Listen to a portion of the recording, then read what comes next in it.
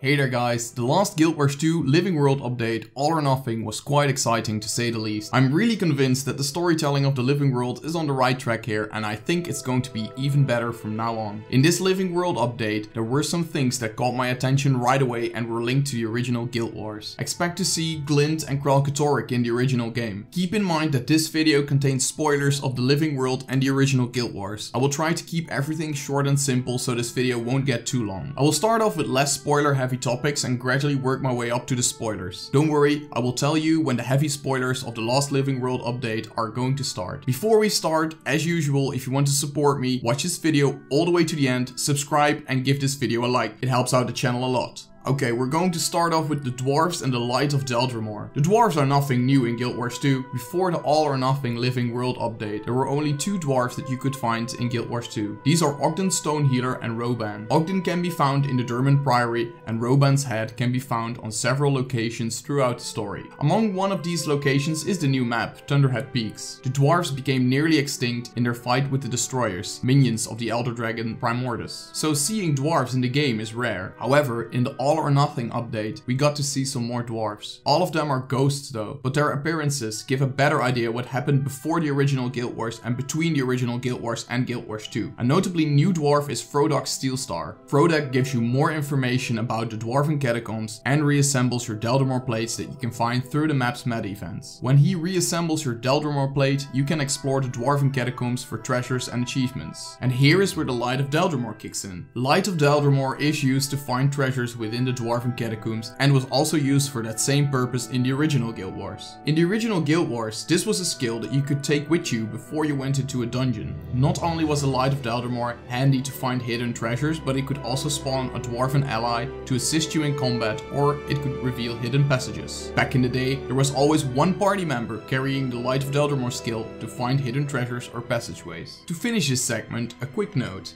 Keep your eyes and ears open when walking through the Dwarven Catacombs and when you're doing your personal story. You can easily spot more dwarves. Before we are going to move on to the spoilers of All or Nothing, I will briefly discuss the new map, Thunderhead Peaks. As I have explained in my Guild Wars 2 in 2019 video, this was originally a mission in the original Guild Wars. Looking at the general outline of the map, they have kept the design of the original mission in mind. The Northern Meta event actually takes place at a crucial part in the mission. This is the part where you have to defend King Jealous Ironhammer from the Stone Summit Dwarves in the original game. You can also find these beacons all around this part of the map. These beacons were used by the Dwarves to send signals to one another. They were used in several missions in the original Guild Wars and were a landmark that could be found all around the Shiver Peaks. At first, I didn't recognize most of the southern part of the map. However, this was an actual area in the original Guild Wars. The area was relatively small and a bit hidden on the world map. It was a map that you could easily skip in your first playthrough. This part is called the Ice Floe and it can be found south of Thunderhead Keep. Oh, and do you guys remember the Mersat from Living Story Season 3?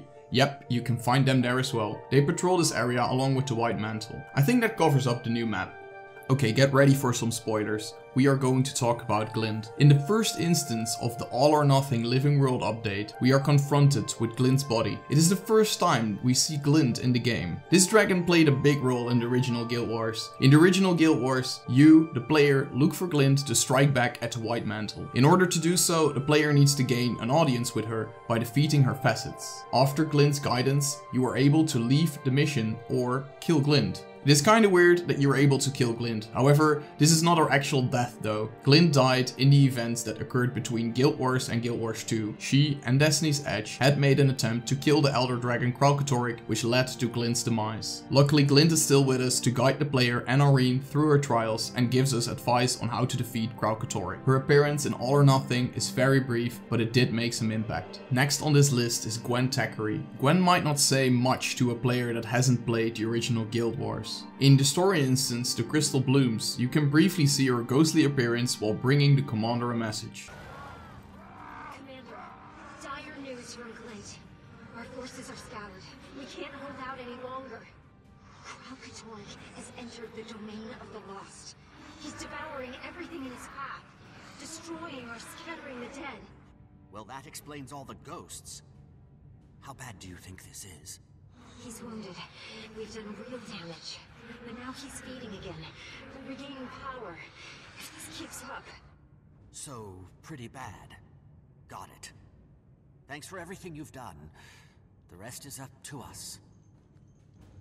You might think that this was nothing special, but Gwen played a significant role in the first game. She was around when you just created a new character in Guild Wars Prophecies before the searing of Ascalon by the Char. Back then the humans and the Char were at war with one another. To this day this relation is still very tense. You can notice this in conversations between Ridlock and Logan in the personal story. When Gwen lost her family to the Char, she was determined to take her revenge. In the Eye of the North expansion, we helped her take that revenge on Hierophant Burnsoul, and a truce had begun between the Char and the humans. Additionally, Gwen is also the ancestor of Logan Thackeray, the Seraph captain and member of Destiny's Edge. Gwen also had a memorial in Guild Wars 2 since the release of the game. Her tombstone can be found in Ebonhall. While you walk up to this tombstone, you can hear her flute playing. A nice addition to the game.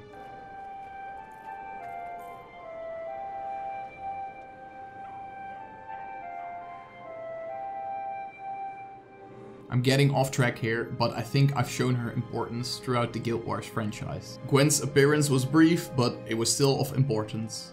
Last on this list is Kralkatorrik. In this Living World episode, we are finally able to fight against Kralkatorrik. I had to say that ArenaNet did a really good job on this story instance. We only got to see Kralkatorrik's head in this instance, but looking at the size of it, you can only imagine how big the dragon really is. This wasn't the first appearance of Kralkatorrik in Guild Wars 2. I think he made his first appearance at the end of the Path of Fire story. But did you know that Kralkatorrik can also be seen in the original Guild Wars? In Guild Wars Eye of the North, there is an area called the Blood Legion Homelands. This area was mainly controlled by Char, which were hostile in the first game. When you walk out of Doomlore Shrine and head south towards a lake, you can see a spiky rock formation. This spiky rock formation is Kralkatorrik. In the original Guild Wars, Kralkatorrik remains asleep and doesn't play a big role. But at the time that Eye of the North was released, ArenaNet had announced that they were working on a new game, Guild Wars 2. It was commonly known that the Elder Dragons, and that also means Kralkatorrik, were going to play a big part in this game. So it was really cool that original Guild Wars players already had a glimpse at something that would play a significant role in Guild Wars 2. I really hope you enjoyed this list. I wanted to keep these topics as short as possible and highlight the most important lore around these topics. If I would make this video any longer, I would most likely get off track and ramble on for hours. To stay up to date with everything that is Guild Wars 2 related, make sure to subscribe for more Guild Wars 2 content, and don't forget to leave a like, a comment, and don't forget to share this video with your guildies. For now, I would like to thank you all for watching, and I hope to see you all in the next one.